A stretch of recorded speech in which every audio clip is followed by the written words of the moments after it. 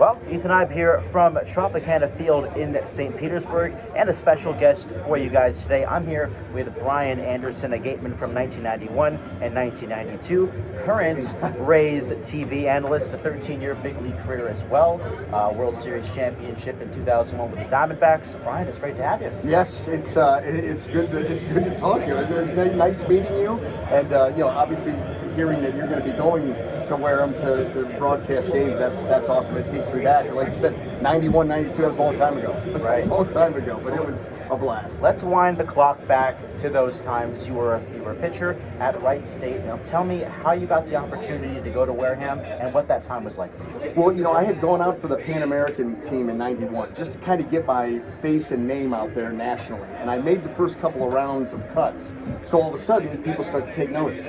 When I was fighting, I wasn't going to make the team. I was a freshman coming out of Wright State, opened some eyes, but wasn't ultimately going to make the team. So when I get cut, I get a call from Alaska. The two top leagues, the number one was Cape Cod, and then the Alaskan League was a really good league too.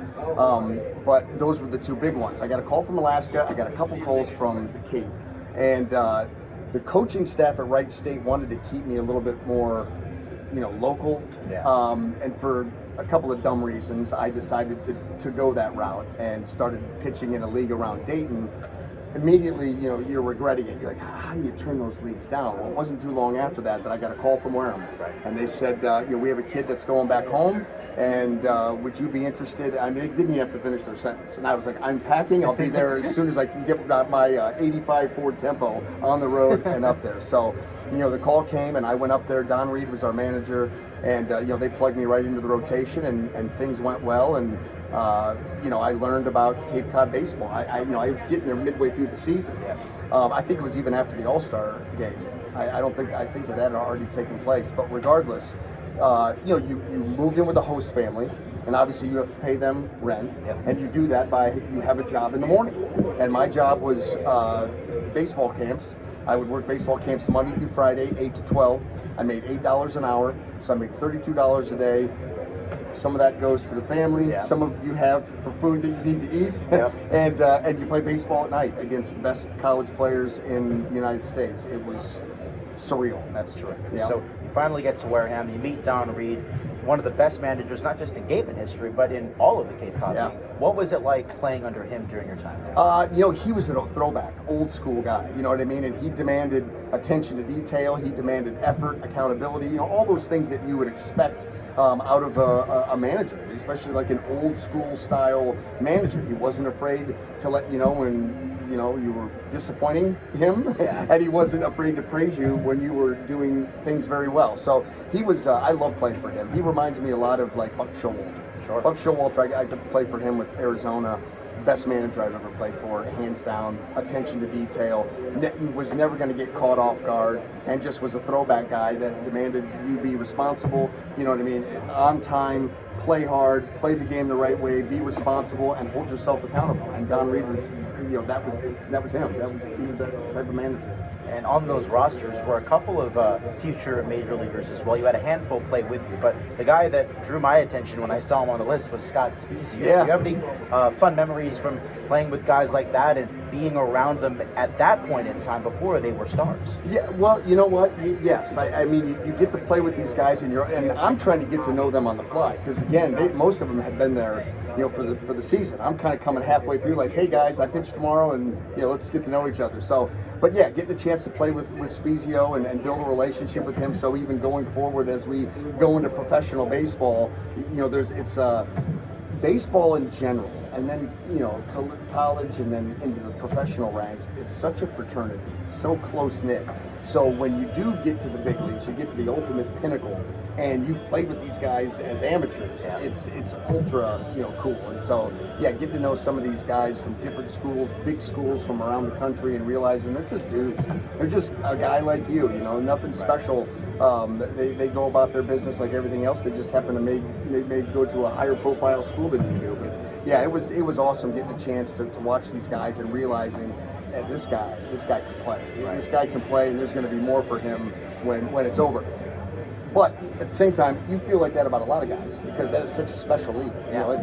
You don't stumble into the Cape Cod. They point you out and say, hey, this guy has some severe, he's got some real potential for moving up and becoming a professional. And that's why there's so many scouts at those games. They can go sit at one game and see 15, 20 prospects. You know what I mean? So that's why the league is so good. And the wood bat. Yeah, Because we're coming from college and you play with aluminum. So up there, that's why the scouts love the Cape Cod League, because they can start to get a read on guys swinging a wood bat. It's different. It's not as forgiving as the aluminum, or, the metal bats back then. They're a little bit better now, but it was not the same. So they wanted to see how you pitched against wooden bats and who could handle the wooden bats. So guys that went up there back then and hit, oh boy, then you know that they're gonna end up getting drafted pretty high, because if they can go up there with the wood bats and make that transition look easy, that's a special play. Real deal. So when you were a Gateman, what lessons did you take from your time there, maybe tips or tricks that you got from your coaches that you were able to take with you into your major league career soon after that? It was more of just understanding that, listen, there's a lot of really good ball players out there, but you are too. You know what I mean? And you can go out and compete against the best and have a good amount of success. And so it was more just that continual growth and realization, because since I was a little guy, all I thought, I'm playing Major League Baseball. I'm going to play The only time I ever doubted that I would play Major League Baseball is when I was 12 years old and turning 13. We went from the Little League field, where you had 200-foot fences and 60-foot baselines, to now we're going to play on the high school fields, where it's a bigger field with 90-foot baselines, and you're pitching from 60 feet 6 inches, not 45 feet. And I was a little guy. I was a late bloomer. My freshman year of college is when I really physically had my little growth spurt. And so when I turned 13 and went to the big field for about 2 weeks, I thought, maybe I'm not going to play big league baseball. This field's too big. You were afraid to get a base hit to right field and get thrown out at first base. But all that to say, that didn't take long to get back on, that's what you wanted to do. So when you go up there and you're continually growing as a person, as a player, and you're realizing, hey man, these guys from UCLA and all these big baseball schools, Georgia Tech, they're just guys, and you get them out just like you get out everybody else. So it just further cemented the idea that someday you're going to play in the big leagues. Right, and then once you finally did get to the big leagues, you played on a couple of special teams. Yeah. The '97 Cleveland Indians that fell just short of the glory in South Florida. Don't even get me going on that. I know. Especially being a Northeast Ohio guy. Yeah. I watched the Browns, getting beat by Elway in the AFC Championships and all the disappointment, Michael Jordan and the Cavs. So I lived it as a fan. And then I lived it as a player. Oh my good God, it was the worst. But then you made it over to Arizona for the 2001 season. Yes. You ended up starting Game 3 of that World Series, which I believe was the same game where George Bush threw out the first pitch. It was. So tell me about that experience, start to finish. Wow. Okay. So you got the Yankees in the World Series, and we had some time off. We had beaten the Braves in 5 games, so we had almost a week off before the series was going to start. And we were out shagging in the outfield during BP during one of our off days, and Bob Brenly came out to me. I'd been pitching out of the pen, and I'd been pitching well, but again, it was out of the bullpen. I was a starter, but during the playoffs they kicked me out there, and I was still stretched out. I had some 3 and 4 inning or round 4 inning appearances coming out of the pen, so I was still relatively stretched out. And we're out there, and Bob Brenly comes up to me, and we're chit-chatting, and he looked over and he goes, what do you think about starting Game 3 in Yankee Stadium? And my first instinct was, I looked over my shoulder like, you must be talking to somebody behind me. You talking to me? One of those. And I'm like, yeah, of course, So I was all fired up. So got that assignment, knew what was coming down the road. And then we win Game 1 and we win Game 2. So we're up 2-0. And now you're going to New York with an off day. And of course, that was 9/11. Yeah. That had happened obviously back in September. And during the off day, they took anybody from the team who wanted to go down to ground zero, and they let us roam the whole thing. Really? We had no, you can't go here, you can't go. They let us just go around. You had the battalion commanders from the fire department, the first responders down there trying to clean up. The wreckage was still everywhere. Yeah. And it was stuff that you can't unsee. I mean, there's a big iconic picture of all this debris that's up. It's just a famous photo, and we saw that, and we walked behind it, and behind it, it looked like the mouth of a volcano. How deep it went into the ground, that's where the building had come down, and there was still smoke coming up from the ground. All this time later, we're late October now at this point. This was September 11th. So you're over a month and a half, and there's still yellow smoke, green smoke, orange smoke coming up from the ground. And they said that would burn another month or two. It would be a long time before that went away. And the smell and just stuff that was just so sobering, that you experience. And then when you leave there, you go back to the hotel, trying to digest what you just saw and what had just happened, and in our country and all of that. And then, oh, by the way, we got a game tomorrow. Yeah. And it's kind of important, So you go into the game, and my thinking is, I'm just going out there to compete, but I also know this. We're up 2-0. They cannot lose game 3. They have to win. That is beyond a must-win. You've got the president that's there, throwing out the first pitch. You've got the crowd that's going to be, it's the first World Series game in Yankee Stadium. They played the playoff games, obviously, and the rest of the season in September. But it's the first World Series game in the stadium. So you know that the fans are going to be as frothy as you've ever heard of them. And you got the president there, like I said. They have to win, and you're going to match and toe the rubber against Roger Clemens. My goodness. Yep. So it was like, dude, you better be good. You better be really good, And so I went out there, and I didn't realize at the time, and I found this out later, that because I'd been pitching out of the pen for about a month, that they had me on a pitch count around 75, 80 pitches. I ended up going like 110. I mean, I went way over my limit. So obviously, they felt like I wasn't losing anything, which was good. The problem was when I came out of the game. Those Yankee hitters back then, they did a great job of running up pitch counts, fouling off pitches. It was a battle every at bat. So it took me 100 and whatever it was, around 110 pitches in that range to get through 5 1/3. I mean, I had it in bat against Alfonso Soriano that was 12 or 13 pitches. I mean, it was a battle.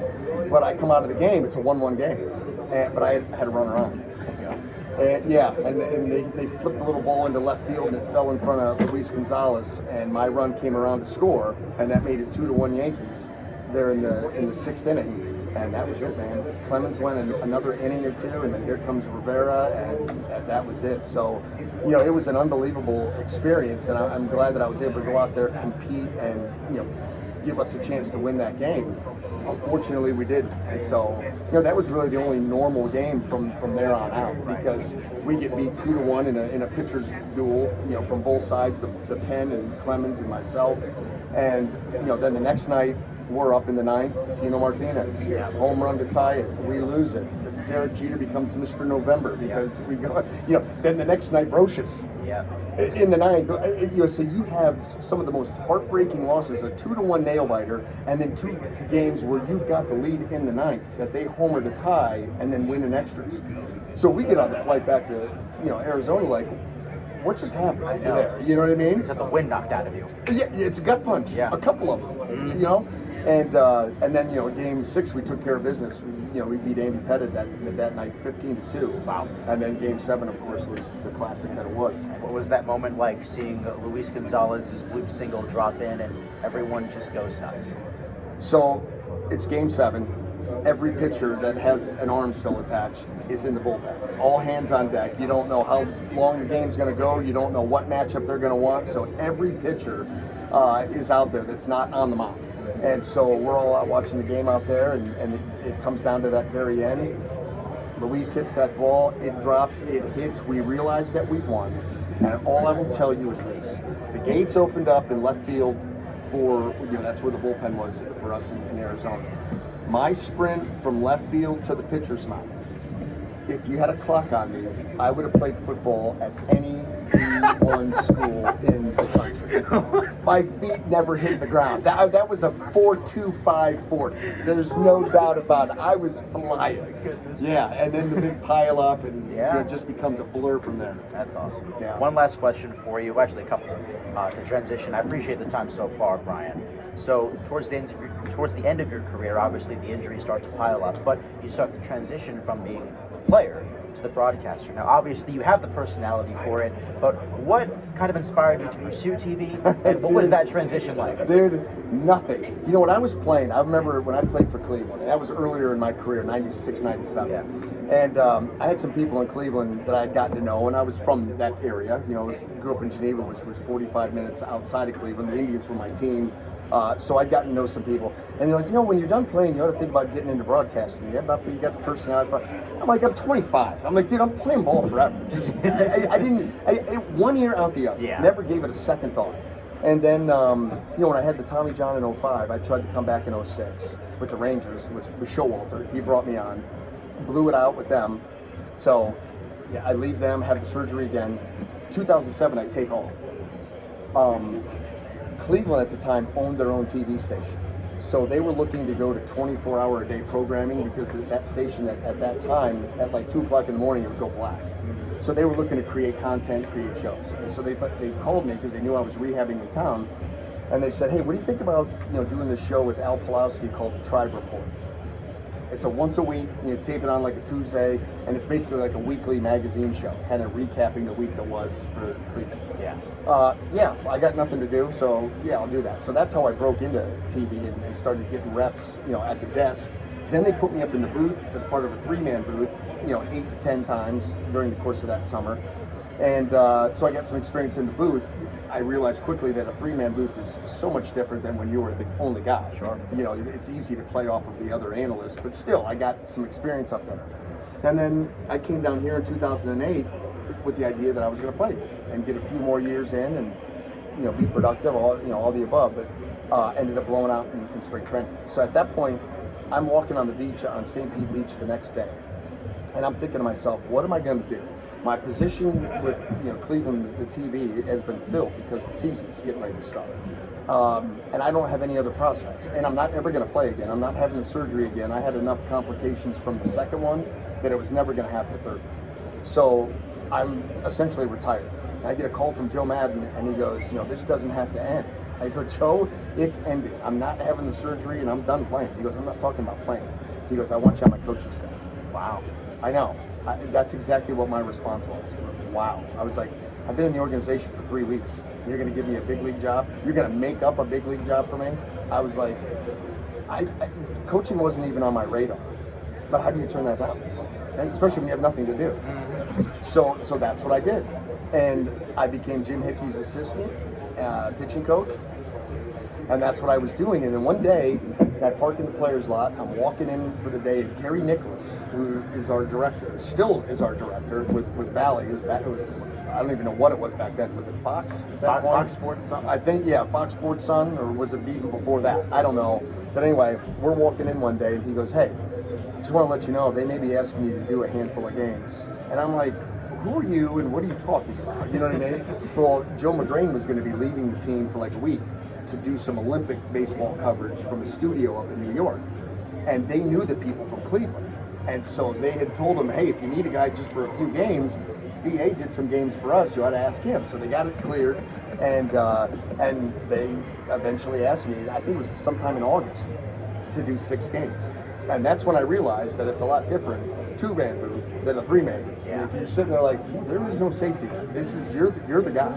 And my first game that I did alone with Dwayne was miserable experience, and it went extra innings on top of it. Wow. Yeah, because I'm trying to match Dwayne. Dwayne's a little bit drier than I am, and so I'm trying to match him. And after that first game, I came in the next day and I said, this stinks. And he goes, dude, listen. I don't think he said dude. Dwayne doesn't say dude. But he basically said, listen, just be yourself. Yep. I'll do my thing. You be yourself and whatever. And so I did. I was like, yeah, what do I got? This isn't even my job. You know what I mean? I'm a coach. And so I had some fun with it. And the last 5 games I really enjoyed. And and that really was it. I went back to the coaching thing, and then at the end of the year, I re-upped as a coach, and then the TV people called and said, "Hey, Joe McGrane's leaving for the MLB Network. Do you want to throw your hat in the ring to get the job?"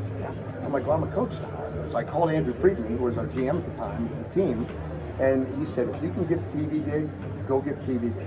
And I didn't. They brought Kevin Kennedy in, but what I did get was 40 games. Right. They weren't going to give me the full schedule after doing 6 games. Sure. But they gave me 40. So for that first year in 2009, I was on the coaching staff and calling games at the same time for 40 games. Wow. Which was really, really weird, because sometimes it was all on the road.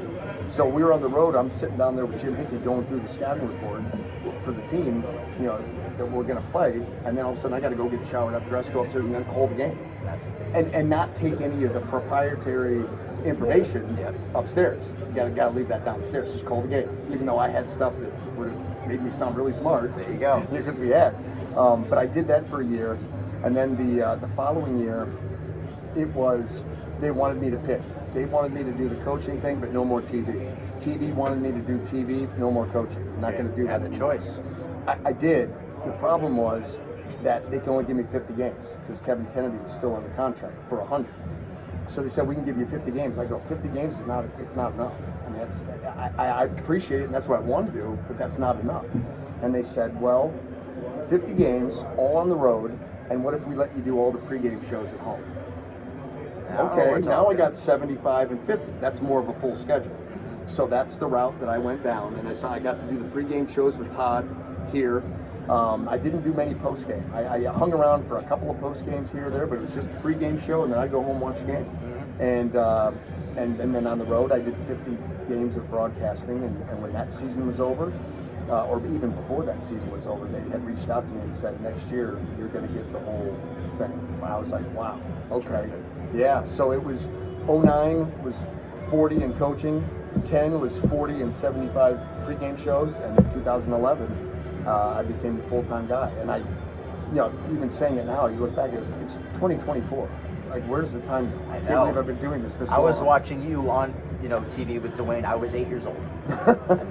I'm still young, but I've been watching you for a while. Yeah, no, and what's crazy is like, for instance, in this series here against the Royals, Bobby Witt Jr., I played with his dad. That's unreal. So when you're calling games now, where kids have made it to the big leagues, and you've played with or against their fathers, we go to Toronto, it's a kick right in the gut because it's like Biggio, Guerrero Jr., Bichette, all these guys. I'm like, man, I played against your dads. So you start to feel a little old. That's terrific. Yeah. One last question for you before we wrap it up.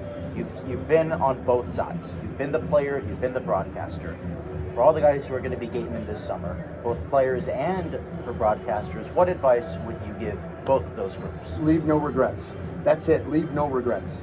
You put the work. Don't ever let yourself not achieve your dreams and say, "What if I would have?" That's it. That's it. Have a blast doing what you're doing.